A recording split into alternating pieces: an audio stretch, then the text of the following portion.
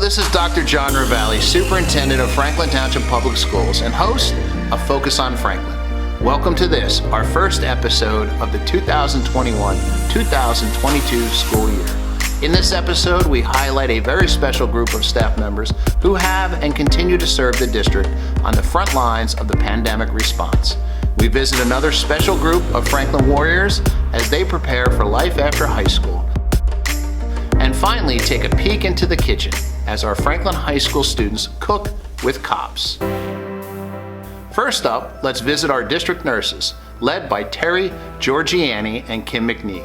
These dedicated medical professionals ensure that our staff and students remain safe and healthy, not only by providing care to those falling ill in school, but by coordinating vaccination opportunities and ensuring that the district COVID-19 protocols are up to date and consistent with the ever-changing landscape.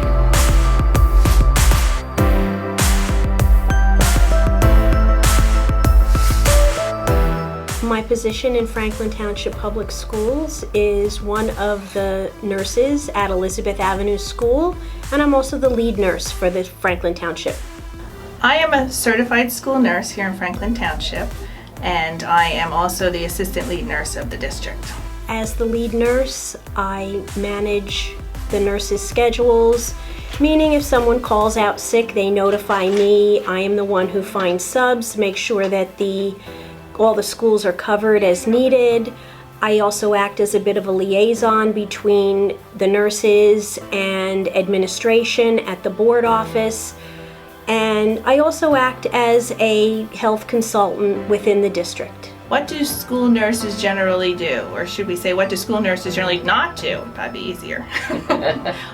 As a school nurse, there's a lot of different things that we do. Of course, we manage the children who visit us every day, whether they're sick or just need some TLC. So we obviously assess our students for illness and injuries on a regular basis when they came in pre-pandemic. This is, our routine. We ensure all the children are up to date on their vaccines and physicals. We do follow up with that.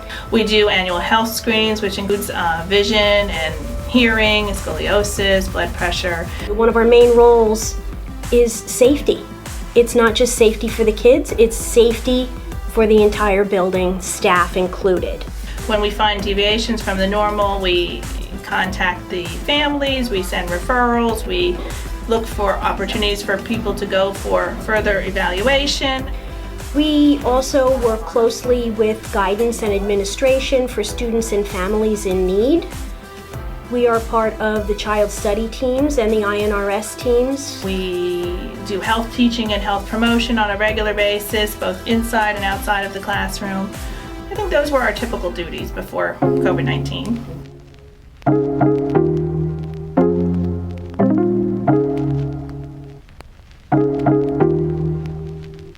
When we first were put out on remote learning, this was in March of 2020. It was just a couple of weeks after that the nurses started to meet on a regular basis with Dr. Ravalli and Dr. Sofield and the county health department to set up protocols for the safety of everyone in the district. We all did a lot of research, we did a lot of brainstorming, and we started to come up with protocols that we felt would work for our district. This was an ongoing process, and it still is to some degree. I think that time when we didn't have as many students in the school really gave us a chance to implement the protocols that we developed and see how they were working. We gave us time to tweak the processes that we planned and see what was realistic and what wasn't. I think that the transition back for our students in this September really was seamless. They came back, they seemed to know what to do. Even the students that haven't been in school in quite some time were able to adjust rather quickly. Most everyone has understood that all of our rules, although they may seem a little strict, are for the safety of everyone. They were created out of an abundance of caution, and they are keeping everyone safe. Okay. All right. Bye. What happens is if if a family or a student comes down with illness while in school, or a family reports an illness at home, we contact the family. Well, the nurses do this in their individualized schools. We contact the families, we find out what the situation is. If it's in another school, the nurses report to myself or to Terry, and we report it out so that transportation is aware. There's certain things that we put into place to make sure that we know when the student is able to return to school.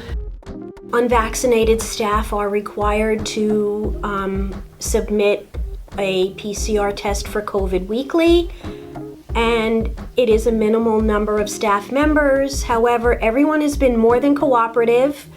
They do their test. It's a saliva test, which they do in the building, and seal it, and it gets mailed back. And once the tests are completed, we get a roster of everyone's results. We've worked closely with the Somerset County Department of Health and the prosecutor's office to be able to have some vaccination clinics for our students and staff here in the district. I just want to make sure I got everybody who had a card that said 450. Over 370 students registered for this clinic and their families. Their ages 5 to 11. What happened is we needed to think about crowd control. We wanted to try to get the process going as quickly and as simply as we could. We had our families come, and if we couldn't allow any more people in the building, we provided a little card with a number and a time for them to return back to the door. We announced the next group, and we kind of kept the process going in a fashion that moved things along but didn't crowd things up. The kids are excited about being vaccinated. They don't want to be sick. They miss school. They don't want to be quarantined. They don't want to have to stay home, and they don't want to be on remote learning. They want to be here, and they know that this is going to help to keep them in school, and they're very excited. The little ones that are now getting vaccinated are coming in and going, "Guess what? I got my vaccine." And they're very happy. Thank you again to Mrs. Giorgiani and Miss McNee and your team of nurses for your hard work, and a special thank you to the Somerset County Department of Health for its support during these challenging times. Next, let's join a special group of Franklin Warriors as we highlight the Adult Transition Program. This program develops the abilities of our older students and helps prepare them for life after high school. Serena, Eric, and John will meet on the bus. You guys ready? Eric.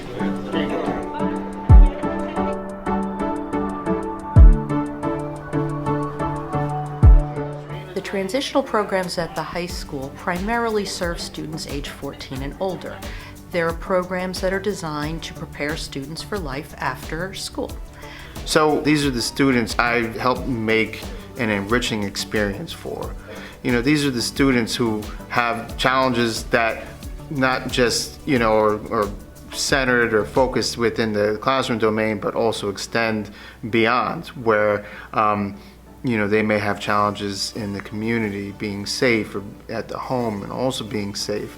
And so that kind of student is ideal for the program that we as a school district had in mind, because we wanted to create something that can help them gain the skills across multiple areas of their life that will extend beyond high school when they graduate either 18 or at 21.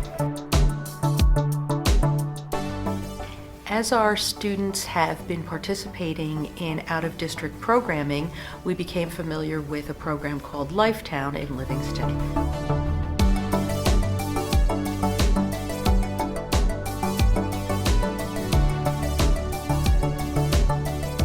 That program is a simulated town experience where students go to the town, they take money out of the bank, and then they use that money to purchase services throughout their town experience.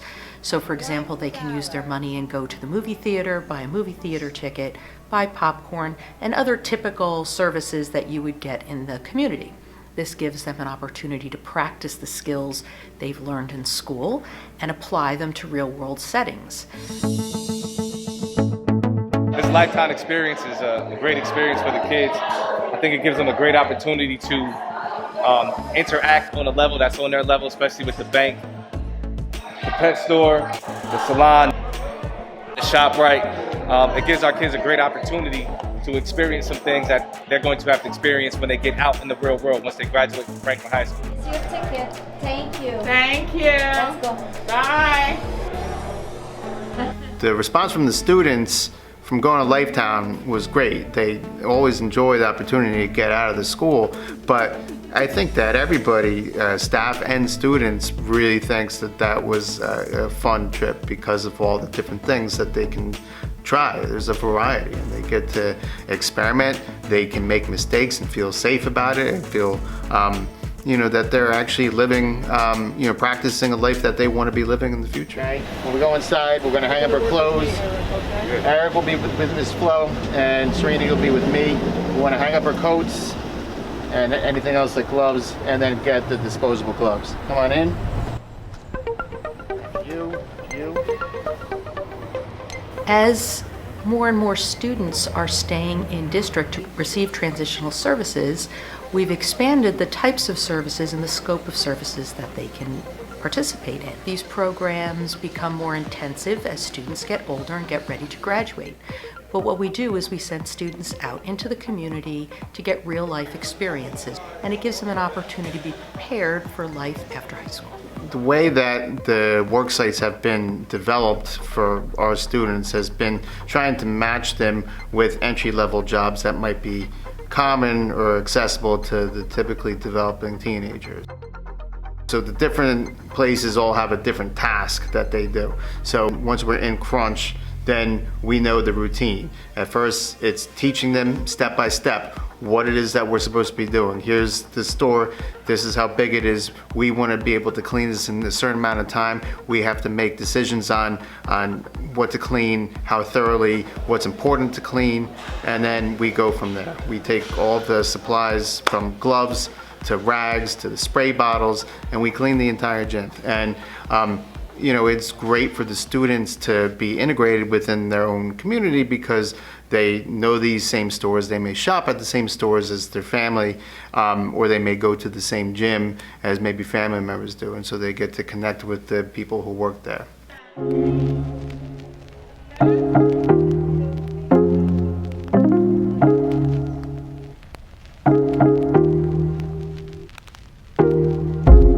I came into special education because I wanted to really serve a group of students that I felt were underserved at the time. But I have to say, in my years at Franklin, I have really found that the community has come together and really supports these students in a way that I never imagined would be possible.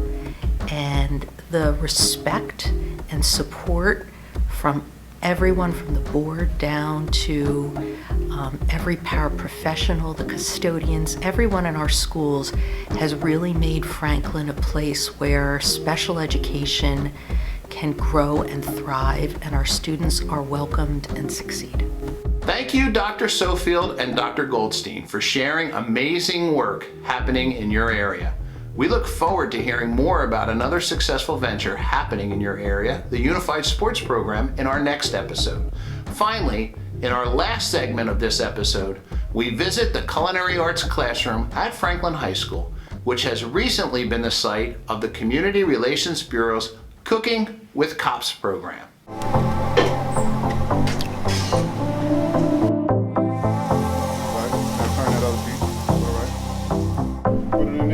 Got it. Make sure you cover it real nice and good. You don't have to beat it better. Give it a couple of pounds. You see how it's spreading out?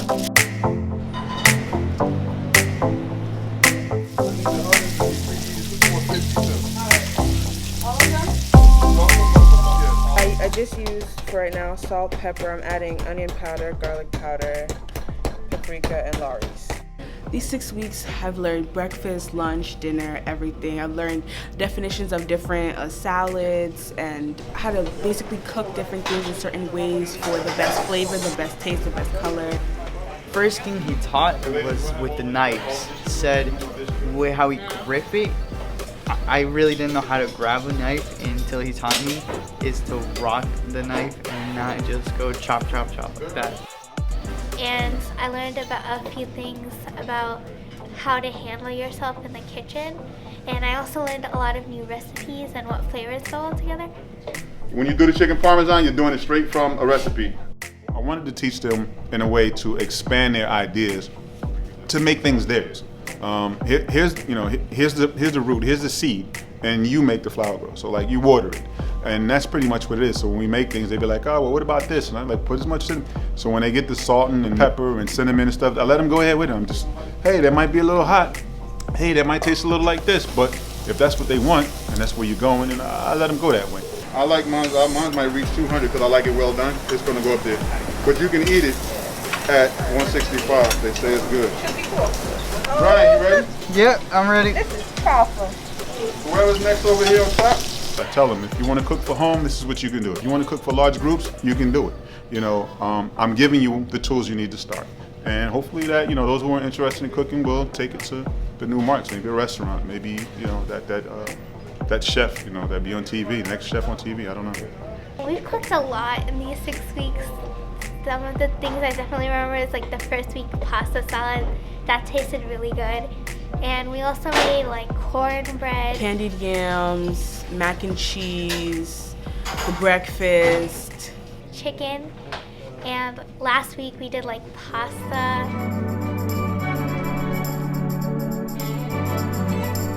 So when I put the program together for the Cooking with Cops, I made it originally, it was like an 8-week program. Then it's been juiced down to like 7 or 6 because our final week is out off campus. But it's pretty much put together in a sense where safety is most important. So again, I tell them all when you sign up, listen, we're not cooking from day one. We're coming in here, we're gonna learn knife safety. We're gonna learn kitchen safety. If you walk around with a hot pot, a sharp knife, how to if you open up an oven, we learn about burns, scalding. We learn how to handle cuts. Where the first aid bag is every time we come here. I want you to know. And if this happens, who's going to handle this? What do we do? Then we start off slow. Week 2, we do salads and things of that nature. So everybody cuts up cucumbers. Everybody cuts up tomatoes, onions. Then week 3, we start to go into the meats and the other pastas. And then next thing we're grilling chicken. We're making chicken parmesan and all. So it's a gradual thing.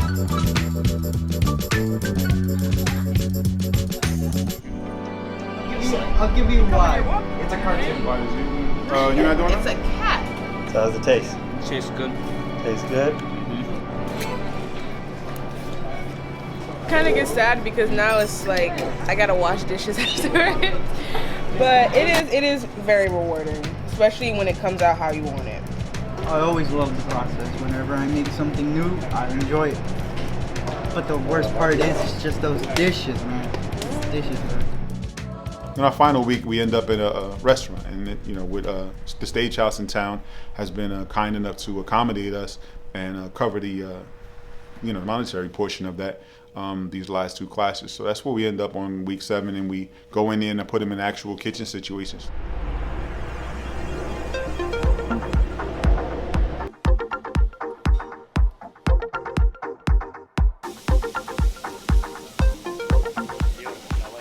Me monitoring the kids for the 6 weeks, seeing their strengths. I might have a guy that's really good with pasta. I might have a guy or 2 or 1 or 2 that might be good with a knife. So when we go in there, I say, hey, listen, these 2 are good for cutting. This one's definitely good for the grill, or and I give them where I think their strong points are. He puts them in those places. We let them do, work those areas for a while, and then we wind up cooking meals for their parents. Again, another bill at the Stagehouse is grateful to take. I just think it's a wonderful idea. I think Officer Burwell is doing a fantastic job.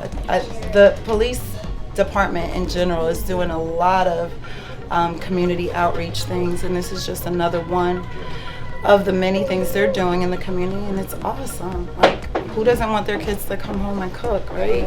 Or learn a life skill that can take them far. And Stagehouse, us being here and them joining in as well, it's just a great community connection. So I just wanted to thank everyone for loaning us their kids so that he could teach them how to cook. And I guess you guys are enjoying the fruits of their labor. It looks really good. People in the food industry these days, being a chef has become a mainstream career. You can make a real salary. You can support an entire family just by working in the restaurant business if you do it and follow it the right way.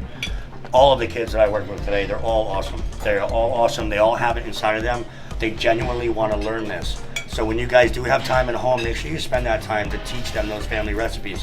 Because once your grandparent is gone, once your parent is gone, you can't get those recipes back. We invite a few family members from each of my students to come in and they cook and present this dinner to their parents and sit down and eat dinner with their parents. And then while we eat dinner, I present them with their certificates for the course. So one thing I have to say that since he has joined this program, we don't cook on Monday nights because I know food is coming. And he has actually learned new techniques of cooking, and some of his favorite things were, the mac and cheese that they made from scratch and the meatloaf. So he enjoyed all the different recipes. Miss Ayana Yaya Kai. There's so much to say about it. I had the pleasure of having her brother in my previous class, and they're so much alike with their other halves. But she's called Giggle Number One for me. I call her Giggle Number One because you're gonna meet Giggle Number Two in a minute. And I like him, and I told me he could be my right hand man because everything I cooked, he was like, "This is marvelous." I mean, she really was a help to me, truthfully. So I appreciate you. Okay. All right. I said to her earlier today, I was like, "Yo, take your mask off, get some real air." She said, "Well, what's fake air?" And I was like, I thought all air was real. And came out, he had stacks of food coming down the stairs. And I think a bee or something flew past him. And he dropped that pasta on the ground and he looked like he wanted to cry. I don't really eat pasta, but this is great pasta. Do you remember that? I got the video. Well, it really bridges the gap. It's one of those, like, the kids get to actually see that we're not just police officers, that we're not just someone with a badge and a gun. We have lives outside of being a police officer, and that's really showing them, like, Officer Al's a chef, and, we do other things other than just this job. So it makes us human. What an exciting and delicious way to support our students. Our thanks to Detective Burwell and the Stagehouse Tavern for providing this opportunity to our students. We look forward to continuing our partnership with the Community Relations Bureau of the Franklin Township Police Department for the benefit of our students. We also look forward to the next episode of Focus on Franklin, when we will share more information on our amazing students and staff. Until then, have a wonderful winter season, and we'll see you next time.